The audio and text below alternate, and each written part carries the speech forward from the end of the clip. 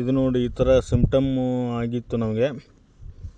ಇದು ಕೊನೆಗೆ ಈ ಸಿಂಪ್ಟಮ್ಮಿನ ಮೂಲ ಉದ್ದೇಶ ಏನು ಅಂತಂದರೆ, ಇಲ್ಲಿ ನೋಡಿ, ಈ ಬುಡವನ್ನು ಕಿತ್ತಿದ್ದೀನಿ. ಇದು ವೈರ್ ವಾರ್ಮ್ ಅಂತ ಕರೀತಾರೆ ಇದಕ್ಕೆ. ನೋಡಿ, ಈ ಥರದ ಹುಳ ವೈರ್ ವಾರ್ಮ್ ಇದರ ಹೆಸರು. ಇದು ನಮ್ಮ ಪ್ಲಾಟಲ್ಲಿ ಸಿಕ್ಕಾಪಟ್ಟೆ ಆಗಿದೆ.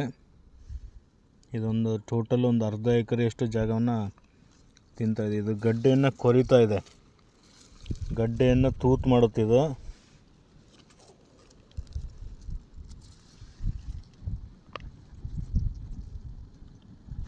ಒಳಗಡೆ ಹೋಯ್ತು ನೋಡ್ರಿ.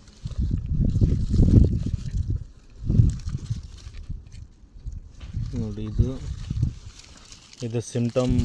ಈ ವೈರ್ ವಾರ್ಮ್ ಇರೋಂಥ ಸಿಂಪ್ಟಮ್ ಇದು. ಕೆಳಗಡೆ ಇರೋಂಥ ಎಲೆಗಳು ಅಷ್ಟನ್ನು ತಿಂದು ಸುಟ್ಟು ಹೋಗ್ಬಿಡುತ್ತಿದ್ದು. ಆಮೇಲೆ ಏನಿದು ಈ ಥರ ಎಲ್ಲ ತುಂಬ ಆಗ್ತಾಯಿದೆ ಅಂತ ನಾನು ಅಂದಮೇಲೆ ನಾನು ಒಂದೆರಡು ಗಡ್ಡೆಗಳನ್ನು ಕಿತ್ತೆ. ಗಡ್ಡೆಗಳನ್ನು ಕಿತ್ತಾಗ ಆಗಿ ಬಂದಂತಹ ಪರಿಸ್ಥಿತಿ ಇದು. ಇಲ್ಲಿರುವಂಥ ಈ ಗಡ್ಡೆಗಳನ್ನು ತೂತು ಮಾಡುತ್ತಿದ್ದು ನೋಡ್ರಿ. ಒಳಗಡೆ ತೂತು ಮಾಡಿ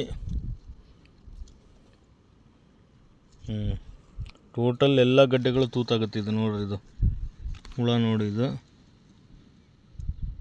ಈ ಥರದ ಹುಳ. ನಮ್ಮ ಹರೀಶ್ ಸರ್ ಅವರು ಇದು ಬೇಕು ಅನ್ನೋ ಕಾರಣಕ್ಕೆ ಒಂದೆರಡು ಲೈವ್ ಬೇಕು ನಾಗರಾಜ್ ಆಚಾರ್ಯ ಅಂತ ಅಂದರು. ಆದ ಕಾರಣ ಇದನ್ನು ಕೊಟ್ಟಿದ್ದೀನಿ. ಇದು ಗಡ್ಡೆ ಎಷ್ಟು ಚೆನ್ನಾಗಿದೆ, ಬೀಜ ಆಗ್ತಾಯಿದೆ. ಬಟ್ ಏನು ಮಾಡ್ತೀರ, ದುರಾದೃಷ್ಟ ಅಂತಂದರೆ ಈ ಥರ ತೂತಾಗ್ತಾಯಿದೆ ಗಡ್ಡೆ ಒಳಗೆ.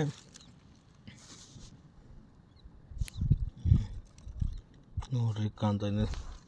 ಟೋಟಲ್ ಗಡ್ಡೆಯನ್ನು ಈ ಥರ ತೂತು ಮಾಡುತ್ತಿದ್ದು.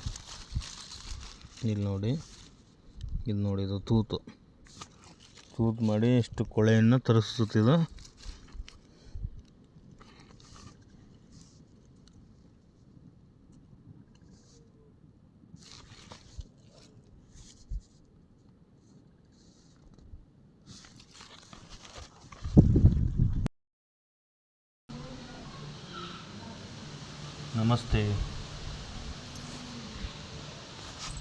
ನಮಸ್ತೆ ಸ್ನೇಹಿತರೆ. ಇವತ್ತೊಂದು ಶುಂಠಿಯಲ್ಲಿ ಬರೋಂಥ ಒಂದು ಹುಳವನ್ನು ನಿಮಗೆ ಎಕ್ಸ್ಪ್ಲೇನ್ ಮಾಡಬೇಕು ಅಂತ ಇದ್ದೀನಿ. ಆ ಹುಳ ಬೇರೆ ಯಾವುದೂ ಅಲ್ಲ, ವೈರ್ ವಾರ್ಮ್ ಅಂತ. ಇಲ್ಲಿ ನೋಡಿ, ಇಲ್ಲಿ ಝೂಮ್ ಮಾಡಿ, ವಿಡಿಯೋದಲ್ಲಿ ಝೂಮ್ ಮಾಡಾಗತ್ತೆ. ಹುಳ ಕಾಣಾಗತ್ತಾ ನೋಡಿ ಸ್ನೇಹಿತರೆ. ಇದು ವೈರ್ ವಾರ್ಮ್ ಅಂತ. ಇದೊಂದು ಹುಳ ಕಾಂಡ ಕೊರಕದ ರೀತಿ ಇರುತ್ತೆ ನೋಡಿ. ಈ ಗಡ್ಡೆಯನ್ನು ತೂತು ಮಾಡಿ ಗಡ್ಡೆಯನ್ನು ತಿನ್ನುತ್ತಿದ್ದು. ಎಷ್ಟಿದ್ರೂ ಈ ಗಡ್ಡೆಯನ್ನು ಡೆವಲಪ್ಮೆಂಟ್ ಆಗಲಿಕ್ಕೆ ಬಿಡಲ್ಲ ಅದು. ಕಾಣ್ತಾಯ್ತಾ ಹುಳ? ಇದು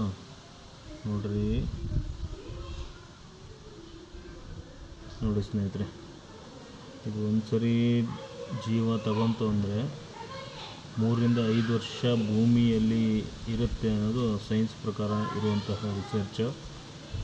ಇದು ಯಾವುದೇ ಮೆಡಿಸಿನ್ಗೆ ಹೋಗಲ್ಲ, ಯಾವುದೇ ಕೆಮಿಕಲ್ ಔಷಧಿಗೆ ಹೋಗಲ್ಲ ಅನ್ನೋದು ಒಂದು ತಿಳಿದು ಬಂದಿದೆ. ಇದನ್ನು ಟ್ರೀಟ್ ಮಾಡಲಿಕ್ಕೆ ಬಯೋ ಫರ್ಟಿಲೈಸರ್ಸ್ಗಳೇ ಬೇಕಾಗಿದೆ. ನೋಡಿ, ಒಂದು ಲೈವ್ ಎಕ್ಸಾಂಪಲ್ ನಿಮಗೆ. ವೈರ್ ವಾರ್ಮ್ ಇತ್ತೀಚೆಗೆ ಪ್ರಮುಖವಾದಂತಹ ಕೀಟವಾಗಿ ಪರಿಣಮಿಸ್ತಾ ಇದೆ. ಸಾಕಷ್ಟು ಜನ ರೈತರು ಇದರ ಸಮಸ್ಯೆನ ಹೇಳ್ಕೊಂಡಿದ್ದಾರೆ. ಇದರ ನಿರ್ವಹಣೆಯಲ್ಲಿ ಈಗ ನೋಡಿದ್ರೆ ನಾವು ಬಳಸ್ತಕ್ಕಂಥ ಕೊಟ್ಟಿಗೆ ಗೊಬ್ಬರ ಸಂಪೂರ್ಣವಾಗಿ ಮಾಗಿರಬೇಕು, ಅಥವಾ ಹಣ್ಣಾಗಿರಬೇಕು, ಅಥವಾ ಉಡಿಯಾಗಿರಬೇಕು. ಅದರಲ್ಲಿ ಅರೆಬರೆ ಕಳ್ತಿರೋದಿದ್ದರೆ ಇದರ ಸಮಸ್ಯೆ ಜಾಸ್ತಿ ಆಗುತ್ತೆ.